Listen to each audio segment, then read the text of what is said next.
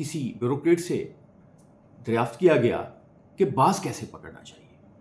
Bureaucrat نے بتایا کہ باز کو پکڑ کے اس کے سر پہ موم لگائیں اور موم لگانے کے بعد آپ یوں کریں کہ اس کو چھوڑ دیں, گرمی ہوگی, موم پگھلے گی اور موم پگھل کے باز کی آنکھوں میں پڑے گی, اس کو نظر آنا بند ہو جائے گا, تو وہ کہیں گر جائے گا, بیٹھ جائے گا, آپ اسے پکڑ لیں. سوال کرنے والے نے دریافت کیا کہ جب موم پہلے اس کو پکڑنا ہے, اس کے سر پہ موم رکھنی ہے, تو اسی وقت اس کو پکڑے رکھیں. اس نے کہا بات یہ ہے کہ اصل پروسیجر تو میں نے آپ کو بتا دیا ہے, لیکن کچھ احمق لوگ ایسے بھی کرتے ہیں. ایچ ای سی نے اب جو ڈگریز کی ویریفیکیشن کی نئی پروسیجر نکالا ہے, اس پہ مجھے کچھ یہ لطیفہ زیادہ یاد آ رہا ہے کہ بھئی یونیورسٹیز کی جو ڈگری ہے اس کو پاکستان میں اٹیسٹ کرنے کی ضرورت آخر کیا ہے؟ کیا یونیورسٹی ادارہ نہیں ہے؟